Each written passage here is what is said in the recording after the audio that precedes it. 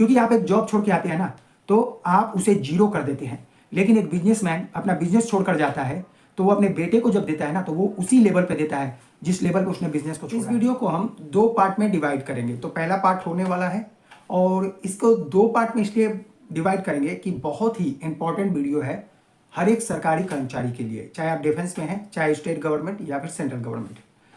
मैंने एक चीज़ ऑब्जर्व किया है कि जब मैं भी फौज में मेरी सर्विस हो गई थी, तो उसके बाद जो हमारे सीनियर्स थे वो बताते थे कि वो जब पेंशन जाएंगे, जब हमारा ट्रेनिंग चलता था तो मैं उन पेंशनर्स के पास जाता था। मैं इसलिए जाता था कि सर्विस उनको कैसा लगा, उनका एक्सपीरियंस पूछने के लिए। तो सब कुछ ठीक था, लेकिन उनका जो इन्वेस्टमेंट था, उस समय हमें उतना इन्वेस्टमेंट की नॉलेज नहीं थी। लेकिन मैं कॉलेज लाइफ से बिजनेस करना पसंद करता था, तो मैं इसलिए वहाँ भी इंटरेस्ट लेके जाता था। तो जाने के बाद वो कहते थे वो पोस्ट ऑफिस में MIS कर देंगे, मंथली इनकम स्कीम है, और उसके बाद उसी के इंटरेस्ट को वो RD कर देंगे, रिकरिंग डिपॉजिट, यानी ऑटो कर देंगे, जिससे कि उनका MIS का रिटर्न चल जाएगा RD में, और उसके बाद वो वहाँ से पैसा 5 साल के बाद ले लेंगे। आज मैं सोच रहा था कि वो ऐसा इन्वेस्टमेंट क्यों चुन रहे थे जबकि स्टॉक मार्केट है।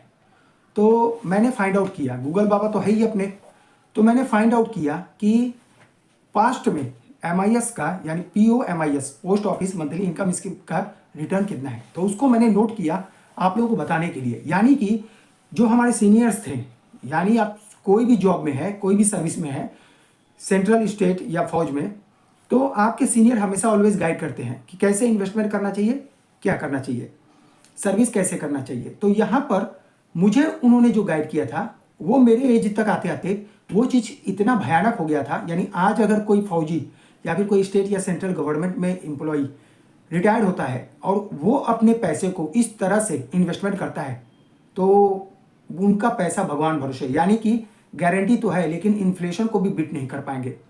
रीज़न क्या है वो बताता हूँ, पहले सुन लीजिए।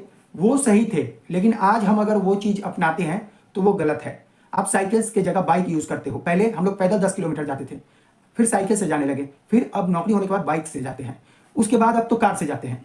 तो आपके पास जब सर्विस अवेलेबल है फिर भी आप अगर पैदल जा रहे हैं, तो इसका मतलब कुछ ना कुछ आपके नॉलेज में कमी है। तो ये वीडियो पक्का पूरा देखिए। सेकेंड वीडियो में लेके आऊँगा कि इसका ऑप्शन क्या है, वो क्यों करते थे हमारे सीनियर, उनको जानना आपको जरूरी है। देखिए, जब मैंने फाइंड आउट करने की कोशिश की तो 1987 1987 से 1992 1992 तक जानते हैं MIS का रिटर्न कितना था मंथली इनकम स्कीम का?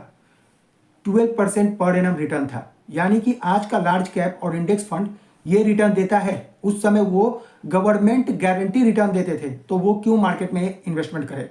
सबसे पहली बात। दूसरी बात कि इसका रिटर्न 1992 के बाद सितंबर 1993 तक इसका रिटर्न 14% एनुअल था, यानी कि 14% का रिटर्न मिलता था उनको एनुअली इसमें इन्वेस्टमेंट करने का।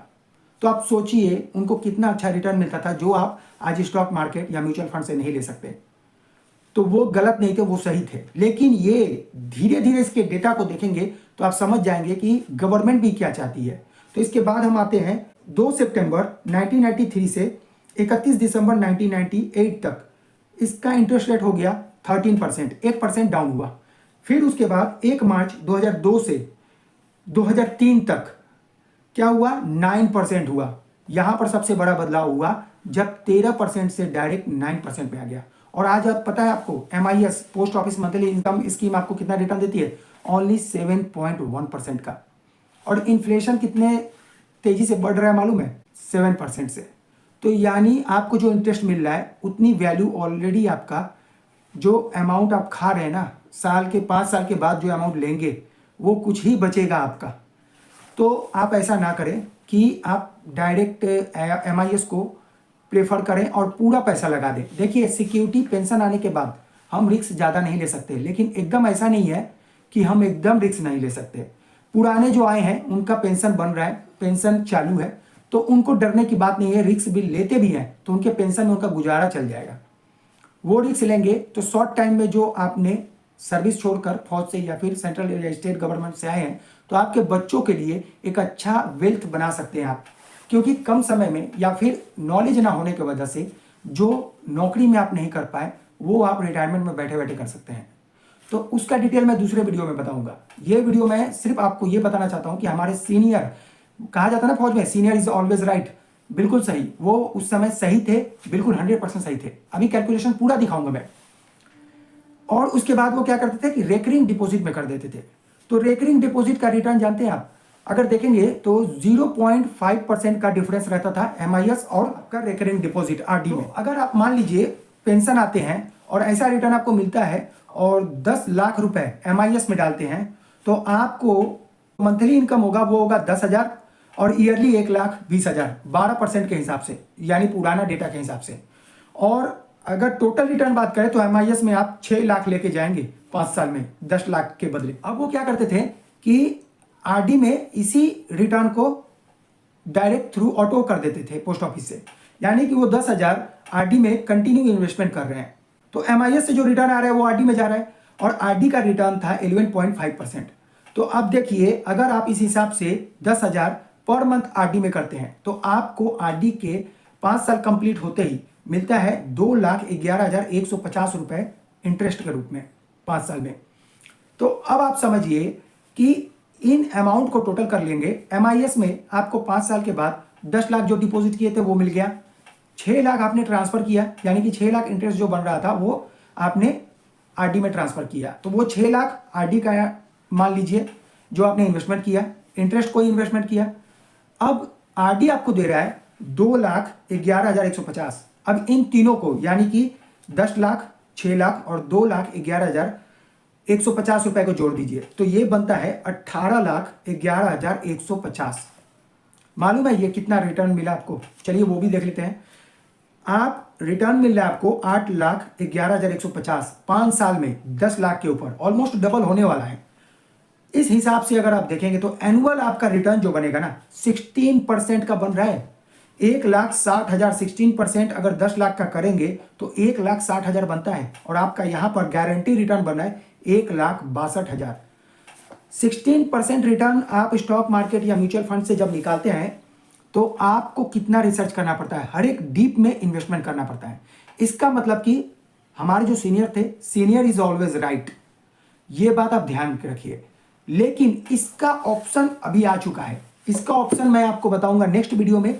हमारे चैनल को सब्सक्राइब जरूर कर लें और ध्यान रखें कि जब भी पेंशन आते हैं फौज से या फिर आप सिविल जॉब से, तो उस वक्त आपको एक बहुत ही अहम कदम लेना पड़ता है आपके मोटे रकम को इन्वेस्टमेंट के लिए, क्योंकि आपकी ज़िंदगी तो हो गई लेकिन आपके आने वाले बच्चे की ज़िंदगी है, उसे आगे बढ़ना है। क्योंकि आप एक जॉब छोड़ के आते हैं ना तो आप उसे जीरो कर देते हैं, लेकिन एक बिजनेसमैन अपना बिजनेस छोड़कर जाता है तो वो अपने बेटे को जब देता है ना तो वो उसी लेवल पे देता है जिस लेवल पे उसने बिजनेस को छोड़ा है। तो आपका भी फर्ज है कि आप उस लेवल पे ऐसा इन्वेस्टमेंट करें कि आपके लेवल पे जब आपका बच्चा है तो आप उसकी पूरी मदद कर सकें।